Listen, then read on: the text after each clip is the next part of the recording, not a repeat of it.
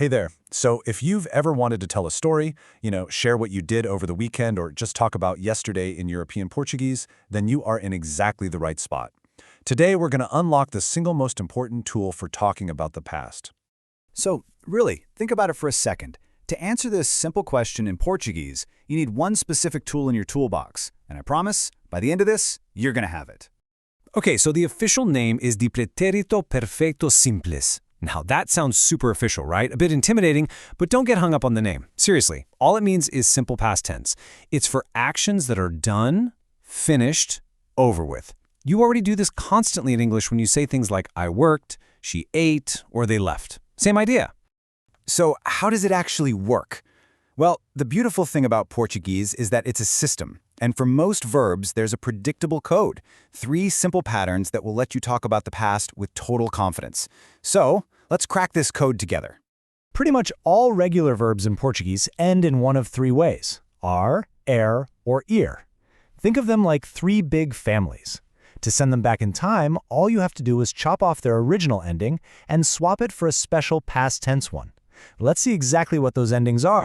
All right, let's dive right into our first family, verbs that end in ar, like falar, which means to speak. Now look at the table. The main part of the verb, fall, it stays exactly the same.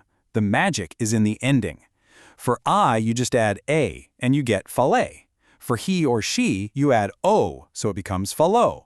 And the pattern just keeps going for we, falamos, and they, falarum. This is your first core pattern. Okay, you've got the first pattern down. Now let's look at family number 2, the ER verbs, like comer, to eat. See how we've got a whole new set of endings here? For I, it's a super simple e, giving you comi. For he or she, it's iu, becoming comeo. And you can see the endings for we and they, comemos and comerum. You're starting to see the system, right? Different family, different set of endings.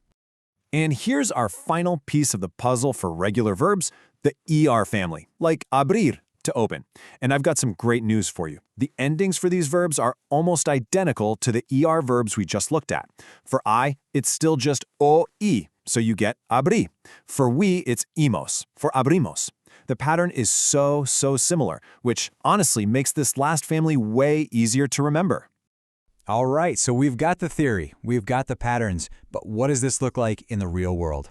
Let's put this code to work in some actual sentences. This is where it really starts to make sense. Check this out. The verb troublar, to work, becomes trouble for I worked. Remember our first pattern? You take an R verb, and for I, you tack on that AE ending. Boom, there it is. Simple as that. Let's do another one. Here, the verb is escrever, an ER verb.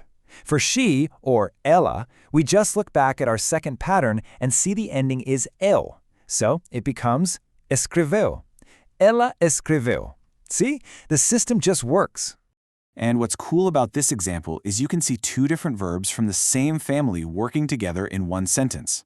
Comer, to eat, and beber, to drink, are both ER verbs. The ending for they is eram, so you get comeram and beberam. You can see how quickly you can start building more interesting sentences. Okay, now let's imagine you're actually in a conversation. Someone might ask you this question using the you form. And look at this reply. It's just one word, falei. You don't even have to say, yes, I spoke with him. That one little word contains all that meaning. It's so efficient and it sounds completely natural. Okay, let's try one more just to really lock it in. Someone asks if you had breakfast. The verb is tomar, an R verb. And again, your reply is just one perfectly formed word, tomei. It's clean, it's simple, and it's exactly how a native speaker would answer. Okay, so we've learned the individual patterns, and we've seen them in little examples. Now let's combine everything and actually tell a short story. Let's see how all these verbs string together to describe a whole day. So to really see this in action, we're going to follow a woman named Anna through her Sunday. We're going to see how all these little verbs come together to paint a picture of her day. Each thing she did is a finished action that uses this simple past tense. All right, let's walk through Anna's day. In the morning, she tomou breakfast.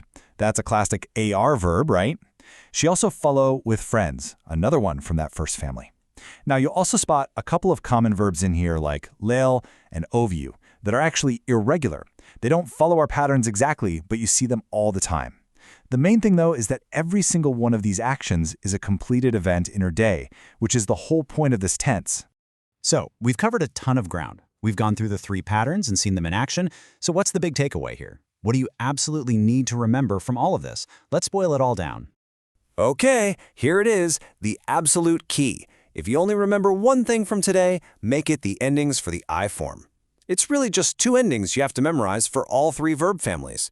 It's AE for the R verbs, and then it's just I for both the AR and the IR verbs. That's it.